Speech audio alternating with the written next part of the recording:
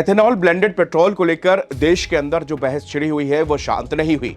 नितिन गडकरी डंके की चोट पर दावा कर रहे हैं कि एक गाड़ी ऐसी दिखा दो जिसका इंजन ब्लेंडेड पेट्रोल से सीज हुआ हो या खराब हुआ हो।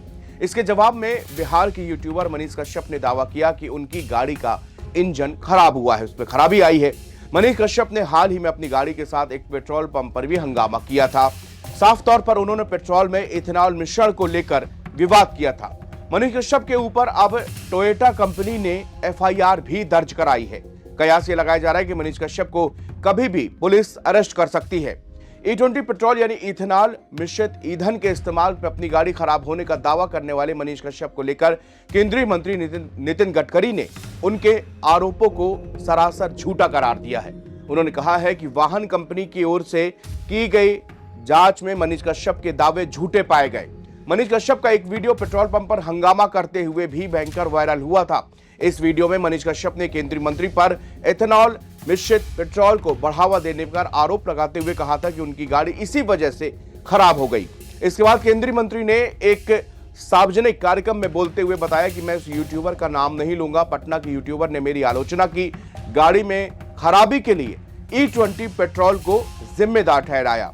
नितिन गडकरी के मुताबिक जब टोयोटा कंपनी ने मामले को संज्ञान में लिया और गाड़ी भेजने को कहा ताकि खराबी का पता लगाया जा सके, उसके बाद मनीष कश्यप ने अपनी गाड़ी नहीं भेजी। उन्होंने कहा कानूनी कार्रवाई की चेतावनी जब कंपनी की ओर से दी गई तब जो है मनीष कश्यप ने अपनी गाड़ी भेजी। उसके बाद टोयोटा के एक्सपर्ट्स ने, पूरी टीम ने उसकी जांच की और पता चला कि खराबी का E20 पेट्रोल से कोई लेना देना नहीं है। टोयोटा ने झूठी अफवाह फैलाने और आरोप लगाने को लेकर एक एफआईआर दर्ज कराई है।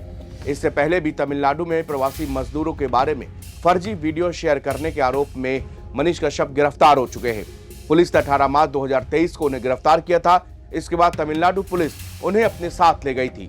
पेट्रोल का मामला ऐसे वक्त पर आया है जब केंद्र सरकार कच्चे तेल के आयात को कम करने, पॉल्यूशन को कम करने को लेकर इथेनॉल ब्लेंडेड पेट्रोल को बढ़ावा देने में लगी है। भारत में इथेनॉल मिश्रित ईंधन को जबरन लागू करने के खिलाफ अरविंद केजरीवाल भी अपनी आवाज लगातार बुलंद कर रहे हैं।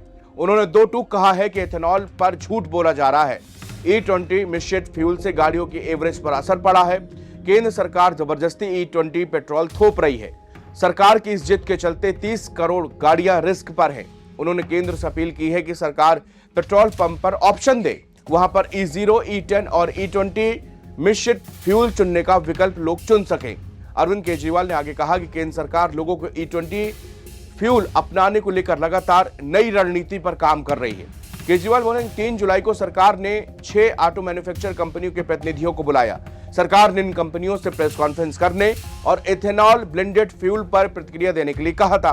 उन्हें मीडिया को संबोधित करने और जनता को आश्वस्त करने के लिए पूरी तरह से समझाया गया कि E20 ईंधन उपयोग के लिए पूरी तरह से सिक्योर है। हालांकि 3 कंपनियों ने ऐसा नहीं किया, वहीं कुछ कंपनियों ने एथेनॉल फ्यूल पर रिएक्ट किया।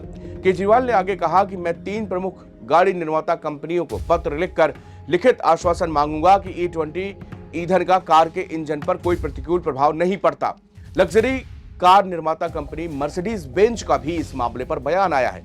मर्सिडीज बेंज ने भारत सरकार से इथेनॉल ब्लेंडेड ईंधन प्रोग्राम के नेक्स्ट स्टेप में जल्दबाजी न करने का एक आग्रह किया है। इसके साथ साथ उन्होंने कहा है कि एक स्पष्ट रोड मैप के साथ धीरे धीरे इस पर आगे बढ़िए।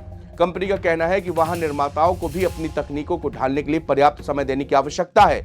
इसके साथ ही सड़क पर चल रहे पुराने वाहनों के हितों को भी नजरअंदाज नहीं किया जा सकता।